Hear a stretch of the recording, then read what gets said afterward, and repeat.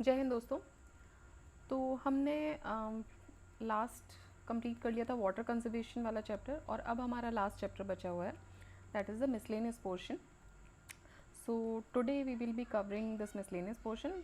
May be हम इसको दो पार्ट्स में कवर करेंगे। So will start with it. और देखिए इसमें फैक्ट्स दिए हुए हैं इनिशियली, तो आप देख सकते हैं कुछ इंपॉर्टेंट फैक्ट्स भी हैं इसमें। ये सब ऑलमोस्ट कवर हो ही जाएंगे जैसे कि हमने बाकी में भी कवर किया है, सो वहीं पर हम इसको कंटिन्यू करेंगे। And let's start with the basic questions of the miscellaneous portion. ठीक, basic questions, okay.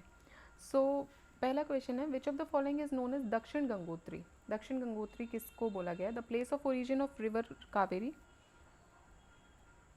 The place where Periyar flows northwards, India's first Antarctic research station, या फिर the rocket launching center in Kerala. तो देखिए दक्षिण गंगोत्री सबको पता है, ये पहला रिसर्च बेस स्टेशन था इंडिया का। कहाँ पर था? इसको बनाया गया था अंटार्कटिका में, इंडिया का पहला research base station. Currently it is currently being used as a supply base and transit camp. India का सेकेंड जो रिसर्च सेंटर था उसका नाम था मैत्री, जो कि 88-89 में इस्टेब्लिश किया गया था। और इंडिया का जो थर्ड रिसर्च बेस है उसका नाम है भारती, जो कि 2012 में इस्टेब्लिश किया गया था। ठीक है, सो दक्षिण गंगोत्री हो गया एक हमारा, उसके बाद हो गया मैत्री, एंड थर्ड इज भारती। ये तीन रिसर्च स्टेशंस वहाँ पर हैं। The name of Antarctica third research station in Antarctica is, तो ये था 2012 में इस्टेब्लिश किया गया था, उसी टाइम के आसपास ये क्वेश्चन पूछा गया है, so it is Bharati. Which of the following is the correct definition of agenda 21। Agenda 21 की सबसे करेक्ट डेफिनेशन इनमें से क्या है? This is an action plan of UNO for protecting human rights. It is a book of 21 chapters on nuclear disarmament. It is an action plan for the conservation of global efforts.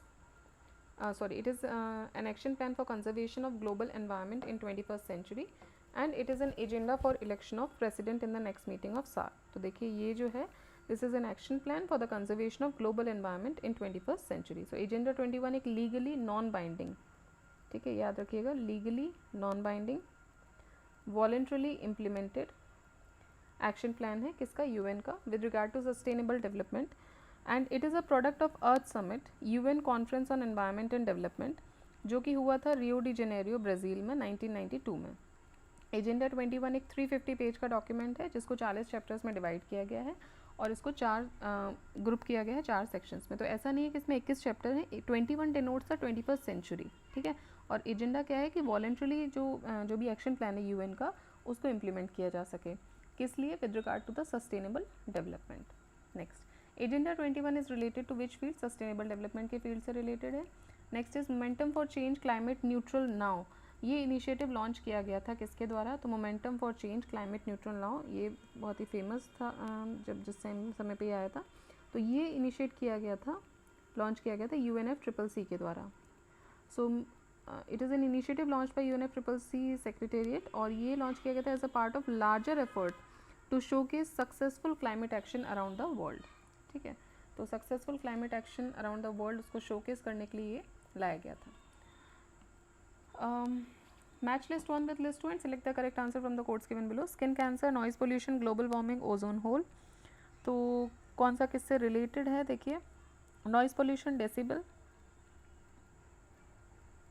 Global warming के लिए responsible है carbon dioxide, ozone hole के लिए chlorofluorocarbons depletion के लिए, और cancer, skin cancer के लिए यूवी रेज। तो यूवी रेज जो आती हैं सन से, उसको कौन रोकता है? ओजोन रोकता है। ओजोन को जो होल है उसको वो इंक्रीज़ कैसे हो रहा है? Because of this chlorofluorocarbons and other thing.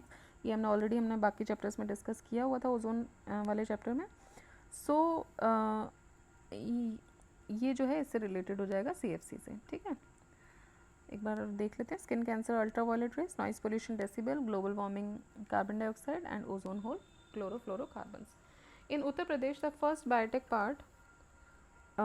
Park was established. तो ये कहाँ स्टैब्लिश हुआ था? पहला बायोटेक पार्क उत्तर प्रदेश में, ये लखनऊ में स्टैब्लिश हुआ था।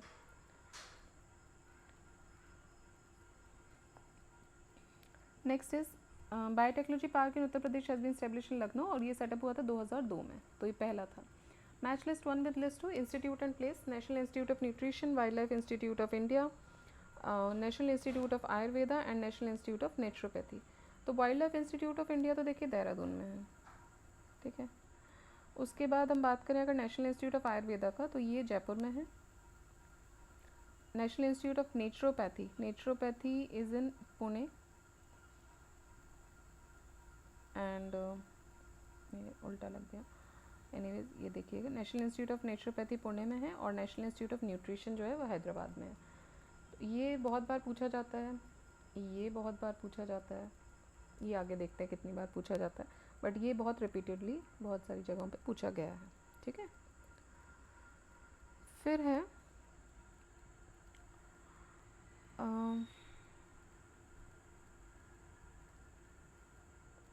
which among the following are India's permanent and operational research centers in Antarctica? So मैत्री एंड भारती ये परमानेंट भी हैं और ऑपरेशनल रिसर्च सेंटर्स हैं. After humble beginning of the Indian Antarctic program has now been credited to have built 3 permanent structure research base stations in Antarctica. दक्षिण गंगोत्री, मैत्री and Bharti. अभी की अगर हम बात करें तो इंडिया के 2 ऑपरेशनल रिसर्च सेंटर हैं. दक्षिण गंगोत्री का ऑपरेशन बंद कर दिया गया है, बाकी भारती और मैत्री जो हैं ये दोनों रिसर्च स्टेशंस जो हैं ये ऑपरेशनल हैं. The symbol eco mark it's related to which of the following? Eco mark किससे रिलेटेड है? Goods of best quality, safe goods for environment, exported goods and imported goods. So ये related है आपका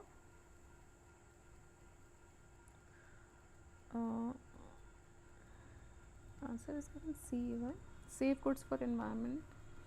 to increase the consumer awareness, Government of India launched the eco-labeling scheme known as Eco-Mark in 1991 for identification of environment-friendly products. Any product which is made, used, or disposed of that significantly reduces the harm it would otherwise cause the environment could considered as environment-friendly product. I think इसका answer B होना चाहिए because safe goods for environment maybe, क्योंकि इसमें eco labelling की जाती है, मतलब environment safe जो चीज़ें हैं उसके बारे में बोला जाता है. With Jaipur Jantar Mantar being granted world heritage site status of UNESCO, how many sites in India till August 2010 have been granted this status? देखिए 2010 तक जो थी वो 28 थी. करंटली बात करें तो कितनी हेरिटेज साइट्स हैं इंडिया में? 40. करंटली 40 हेरिटेज साइट्स हैं. आई थिंक कुछ इंक्लूजन इनमें हुआ भी है. 1 second, let me check.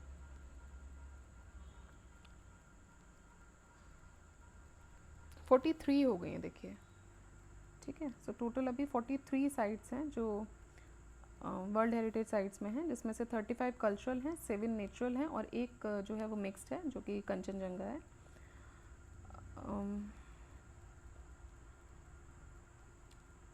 Alright, ठीक है. चलिए फिर देखते हैं. The recently included building in the list of world heritage site list of UNESCO. अब ये 2002 की बात है, उस समय महाबोधि टेम्पल इंक्लूड किया गया था. Next is the Kailash sacred landscape conservation and development initiative. ये है क्या है? ये कोलैबोरेशन है among the 3 nation, Kailash sacred landscape. अब देखिए कैलाश का कहाँ पर होगा? अगर आप ध्यान देते हैं तो ऑप्शंस अगर हम देखें, इंडिया, अफगानिस्तान, चाइना. देखिए अफगानिस्तान में तो ये जो जिसको हम एवरेस्ट बोलते हैं, जो शिव जी का जो स्थान बोला जाता है कि वहाँ पे मतलब मानते हैं कि वहाँ पे बसते हैं वो, तो अफगानिस्तान से तो लेना देना नहीं है, हट जाता है. फिर से अफगानिस्तान आगे एलिमिनेट कर सकते हैं. इस साइड भी नहीं है तो पाकिस्तान से भी लेना देना नहीं है. तो ये तो तीनों हो गए आपके वेस्ट साइड में.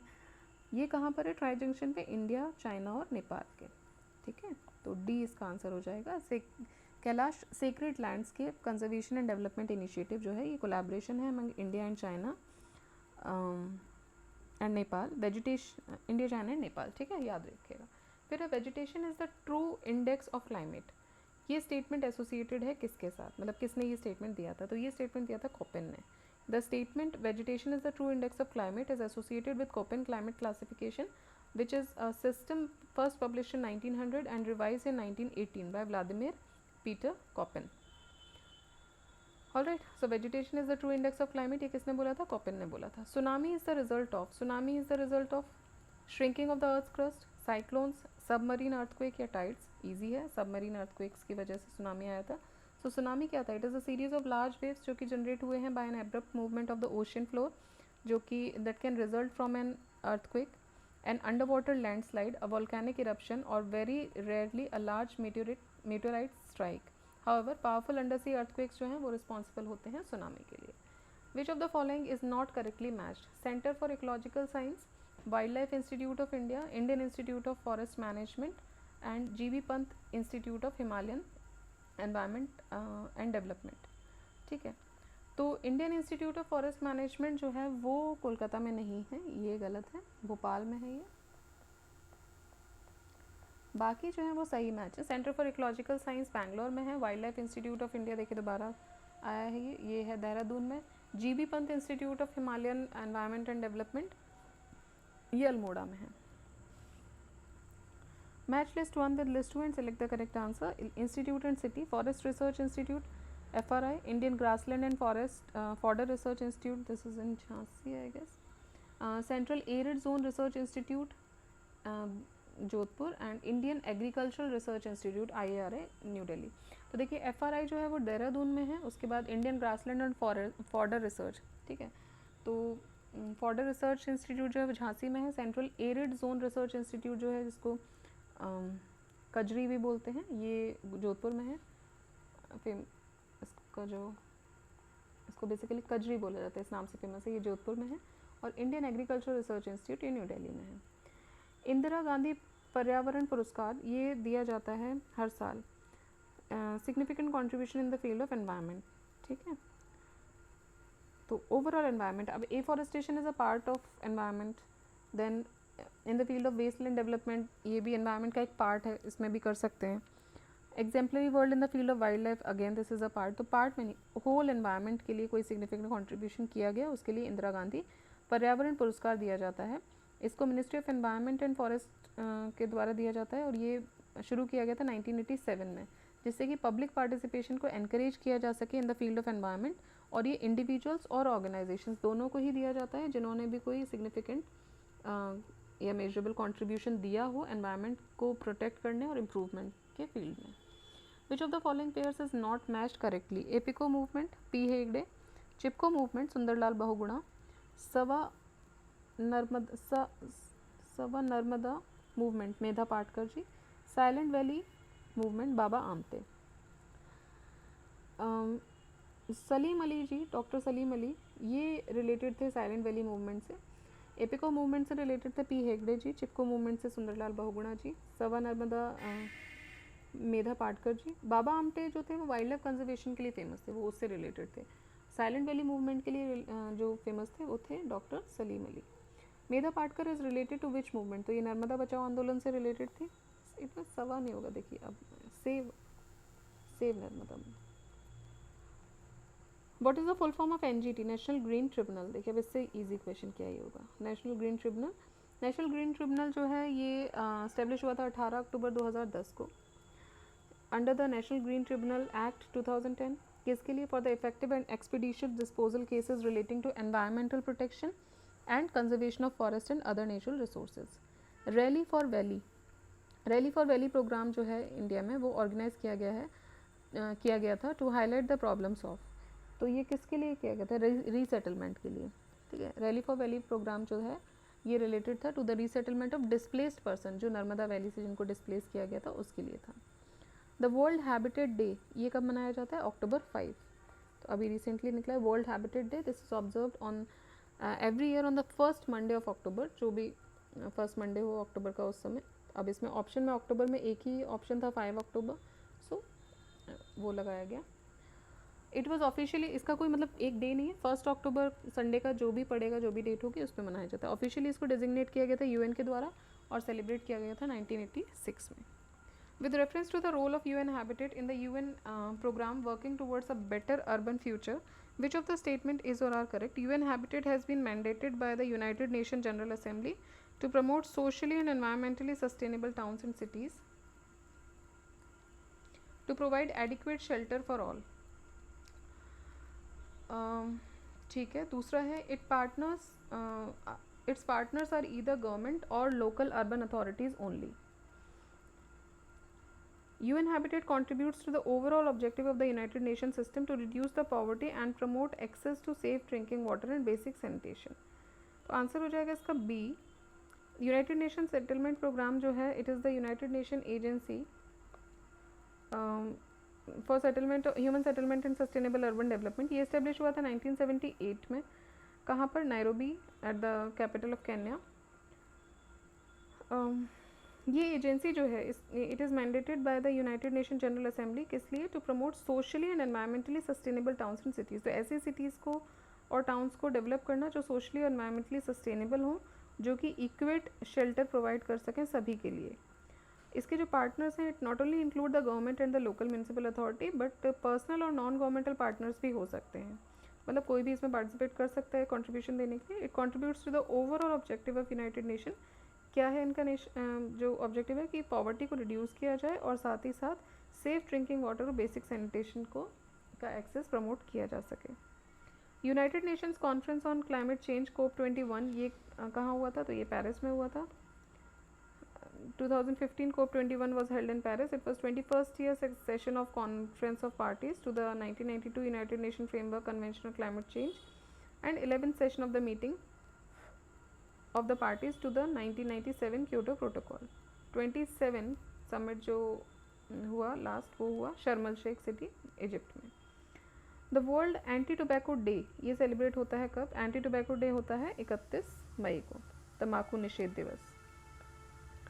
सो ये 31 मई को मनाया जाता है around the world every year.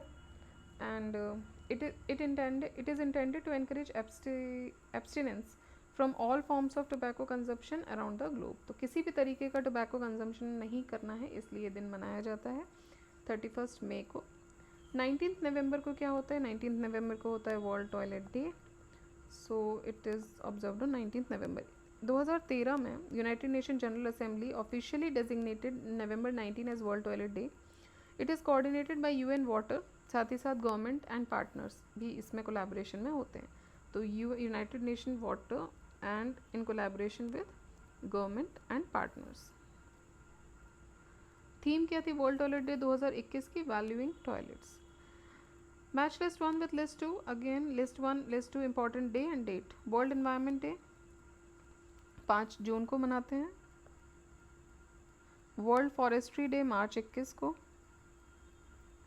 World habitat day, अब देखिए ये फर्स्ट मंडे ऑफ अक्टूबर है. अब जो भी पड़ा हो फर्स्ट मंडे जहाँ तक है 4 अक्टूबर होना चाहिए, बिकॉज 10 तक तो दिन हो जाते हैं. Then World Ozone Day, this is a very favourite question. So September 16. ठीक है. देन अगेन लिस्ट 1 लिस्ट 2 के साथ मैच करना है. वर्ल्ड अर्थ डे. सो अर्थ डे जो है हमने डिस्कस किया था कि वाटर डे 22 मार्च, अर्थ डे 22 अप्रैल और बायोडाइवर्सिटी डे 22 मई. सो अर्थ डे हो गया आपका 22 अप्रैल को.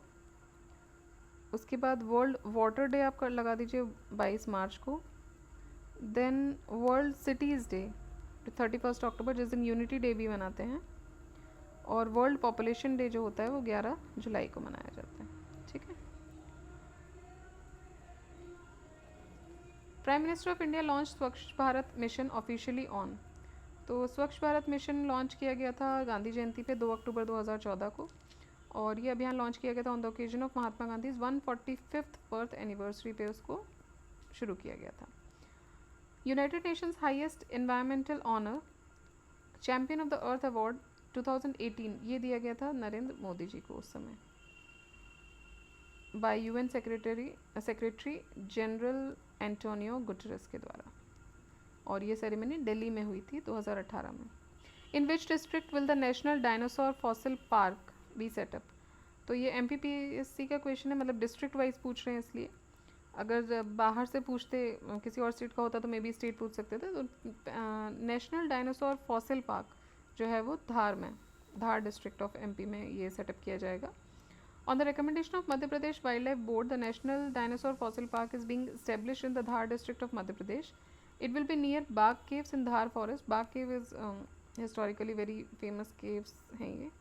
So Dhar Forest Division, spreading over 89.74 hectares. It is important to note that in the year 2006 more than 100 dinosaur eggs were discovered in the Dhar district. तो 2006 में 100 से अधिक dinosaur के अंडे जो हैं वो डिस्कवर हुए थे धार डिस्ट्रिक्ट में, और माना जा रहा है कि वो 65 से 70 मिलियन साल पुराने थे. तो इसीलिए जो पहला फॉसिल पार्क है वो जो नेशनल डायनासोर फॉसिल पार्क है वो भी धार में बनाया जा रहा है.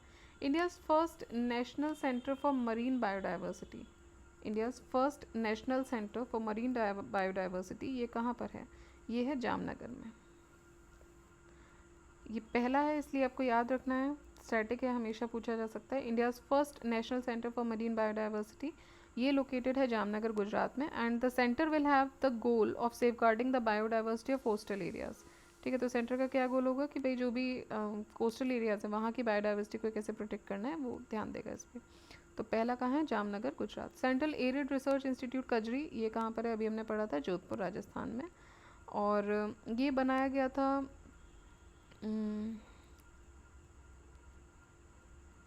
Central arid zone research institute 1959 में under the Indian council of agriculture research IARI के अंतर्गत इसको बनाया गया था 1959 में. Indian institute of ecology and environment ये कहाँ पर है? ये है न्यू दिल्ली में. Indian institute of ecology and environment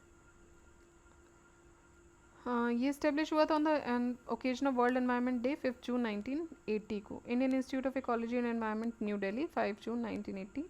Agmark came into force in India in which year? Agmark आया था 1937 में. तो ये एगमार्क एक्ट आया था, agriculture produce grading and marking act. In 1937 it is an act to provide the grading and marking of agriculture and other produce. ये effect में भी 1937 में ही आ गया था, तो बहुत पुराना है. बिफोर इंडिपेंडेंस का ये एक्ट है, Agmark act, agriculture produce grading and marking act. The term domestic content requirement is sometime seen in news. ठीक है, अभी क्वेश्चन कब का है? ये है 2017 का. ठीक है, the term domestic content requirement ये न्यूज़ में देखा गया है with reference to domestic content requirement. Developing solar power production in our country, grading licenses to foreign TV channels in our country, exporting our food products to other countries, permitting foreign educational institutions to set up their campuses in our country. अब देखिए इसका जो नाम है वो बहुत ज़्यादा आपको क्लैरिफाई नहीं कर रहा है कि किस फील्ड से रिलेटेड हो सकता है कंटेंट रिक्वायरमेंट, है ना. तो लेकिन अब इन चीज़ों को आपको याद रखना पड़ेगा. तो ये डेवलप किया गया था, it has been provided for developing solar power production in the country.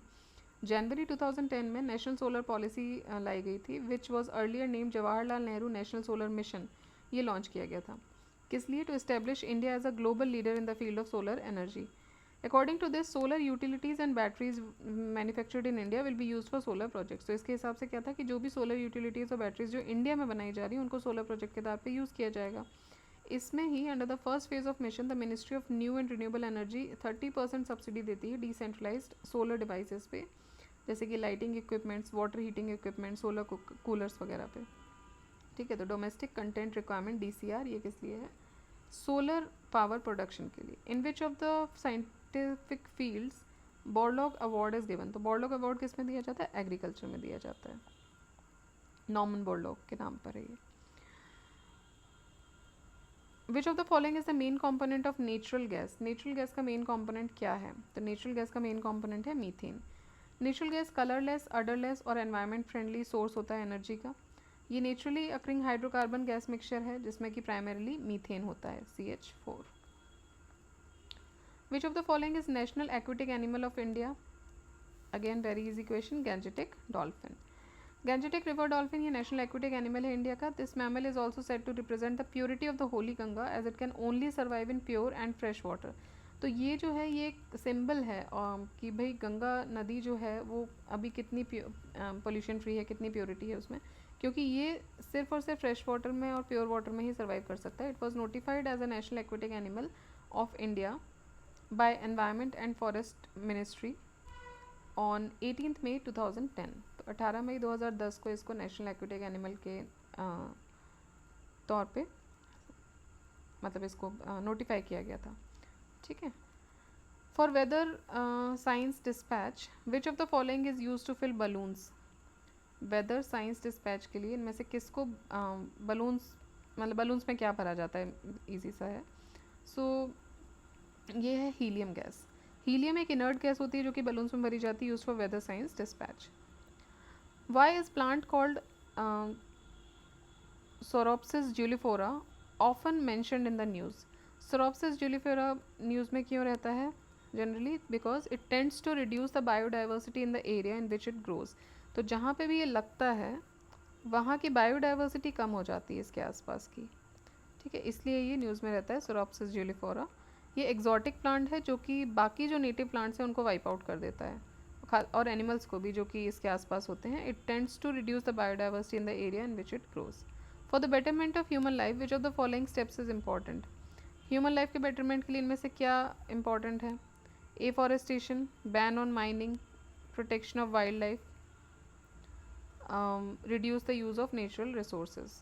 तो देखिए हैं तो सभी, लेकिन सबसे इम्पॉर्टेंट अगर यहाँ अभी के तौर पे देखा जाए तो सबसे पहले एफॉरेस्टेशन ज़्यादा से ज़्यादा हो, जिससे कि बाकी चीज़ें पहले एनवायरनमेंट में थोड़ा सा सुधार है, फिर बाकी चीज़ें तो सारी ही हैं, इनमें से आपको बेस्ट चूज़ करना है तो that would be afforestation. It would increase the greenery, reduce the air pollution, aid to minimize the global warming, increases oxygen content in the atmosphere, and reduce the soil erosion. With all these, afforestation is a major step for the betterment of human life. ठीक है. If Landsat data for an area is received today, then the data for an adjacent area to its west will be available. तो ये बोल रहे हैं कि अगर एक लैंडसेट डेटा दिया जाता है किसी एरिया के लिए, वो आज मिल रहा है, तो उसके एडजेसेंट एरिया जो है, then data for the adjacent area to its west, उसके वेस्ट का जो एडजेसेंट एरिया है वो कब अवेलेबल हो पाएगा? तो वो अवेलेबल होगा after a certain number of days at the same local time. ठीक है. तो लैंडसेट डेटा अगर किसी एरिया का आज रिसीव हो रहा है तो उसके वेस्ट में जो लैंड एरिया है वहाँ का डेटा जो है वो अवेलेबल होगा after certain number of days at local time. क्यों? क्योंकि द रिवोल्यूशन जो है सैटेलाइट का, उसके हिसाब से जो सैटेलाइट रिवॉल्व करेगी उस हिसाब से वो कुछ दिनों बाद रिसीव होगा. ठीक है, क्योंकि सैटेलाइट भी अर्थ के आसपास रिवॉल्व कर रही है. अब वेस्ट का मतलब ये तो नहीं ना कि आपने अपने बगल में झांक के देखा वही वेस्ट है, इतने दिन क्यों लगेंगे. वेस्ट का मतलब कि वेस्ट साइड का जो लैंड है उसका डेटा, तो उसमें जो रोटेट होगी उसमें घूमने में टाइम लगेगा, इसलिए आफ्टर सर्टेन डेज वो आपको मिलेगा. ठीक है. सो वेस्ट टू ईस्ट रोटेट करेगा. Which of the following hurricane affected the northeastern and eastern coastal area of USA in 2012? Okay, 2012 में कौन सा जो हरिकेन था उसने ईस्टर्न और ईस्टर्न कोस्टल एरिया यूएसए का अफेक्ट किया था? Katrina, Wilma, Rita, Sandy. So Sandy जो हरिकेन था वो उसने अफेक्ट किया था. Hurricane Katrina, Wilma and Rita, they stormed the USA in 2005, while the Hurricane Sandy, it stormed coastal areas of northeast and east USA in 2012. Match list 1 with list 2. List 1 में state है, list 2 में national park है. आसाम काजीरंगा सही है. गुजरात में गिर आ जाएगा. मध्य प्रदेश में कान्हा है. देन उत्तरांचल में कॉर्बेट है. Tree useful for prevention of dust pollution. Dust pollution के लिए सबसे इंपॉर्टेंट ट्री कौन सा है? तो ये है सीताशोक. So among the given option सीताशोक सबसे इंपॉर्टेंट हो जाता है डस्ट पोल्यूशन के लिए. सी वीड्स आर द सीताशोक. देखिए एक अशोक होता है जो लंबा बढ़ता है, जनरली इसको ऑर्नामेंटल में भी यूज़ करते हैं, घरों में आप देखते होंगे आगे की साइड लगा लेते हैं लंबा लंबा. एक होता है सीता अशोक, इसलिए नाम दिया गया, वो ये गोल रहता है.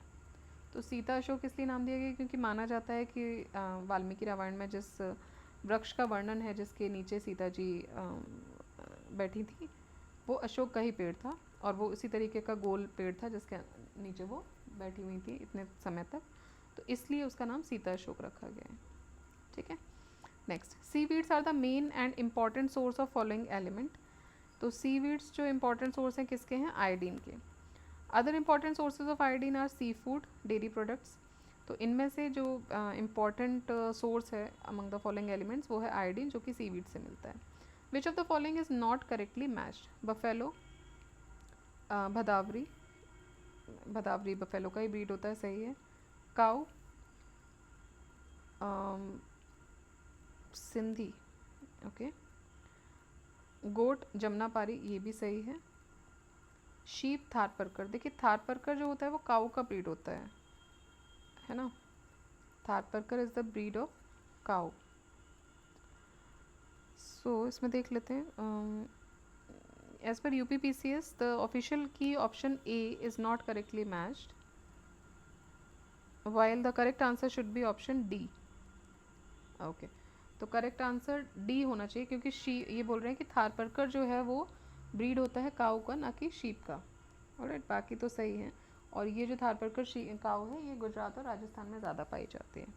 ऑलराइट, फिर है Ringelmann scale is used to measure the density of. Ringelmann scale किसकी डेंसिटी मेजर करता है? तो ये करता है फॉग की डेंसिटी को मेजर करता है. ठीक है, कोहरा. So Ringelmann scale is a scale for measuring the apparent density or opacity of the smoke. It was developed by French professor of agricultural engineering Maximilien Ringelmann of La Station DSS, the machines in Paris. ये university का नाम है या क्या है पता नहीं, but जो भी है फ्रेंच लैंग्वेज है. In 1888, Ringelmann also discovered what is now called the Ringelmann effect. तो Ringelmann scale याद रखिएगा किसके लिए होता है? फॉग को. जो देखिए नीचे तो इसमें इन्होंने ओपेसिटी ऑफ स्मोक बोल रहे हैं, अपरेंट डेंसिटी और opacity of smoke, and there they are talking about, answer में इन्होंने फॉग दिया है. Ringelmann scale is a scale for measuring the opacity of. देखिए स्मोक के लिए होता है.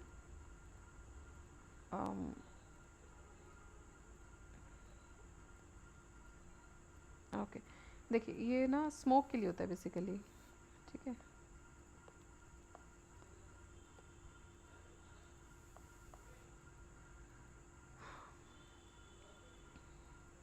रिंगलमैन. ठीक है, सो इसमें आ जाएगा smoke. It is a scale for measuring the apparent density और ओपेसिटी कितनी है स्मोक की, और ये डेवलप किया गया था मैक्सिमिलियन रिंगलमैन के द्वारा. तो यहाँ हमारे बेसिक लेवल ऑफ क्वेश्चंस खत्म होते हैं, और एक वीडियो और हम इसका लेकर आएंगे जिसमें हम हाई लेवल ऑफ क्वेश्चंस को कंप्लीट कर देंगे, and ecology playlist would be complete. तो अब आप इसको कभी भी देख सकते हैं, एनी टाइम एनीवेयर. ये आपके लिए अवेलेबल होगी. हिस्ट्री की पूरी प्लेलिस्ट आपके लिए अवेलेबल ऑलरेडी है. उसमें 126 और 7 वीडियोज़ हैं, और उसमें सारे ही वीडियोज़ कवर्ड हैं from ancient till modern and art and culture. And economics भी हम ऑलमोस्ट ख़त्म कर देंगे कुछ ही दिनों में. सो इसी के साथ हमारी 3 प्लेलिस्ट तो कम्प्लीटली अवेलेबल हो जाएंगी, और इसके बाद हम एक पैरेलली और स्टार्ट कर देंगे. Alright, so keep revising, keep studying. जय हिंद, जय भारत.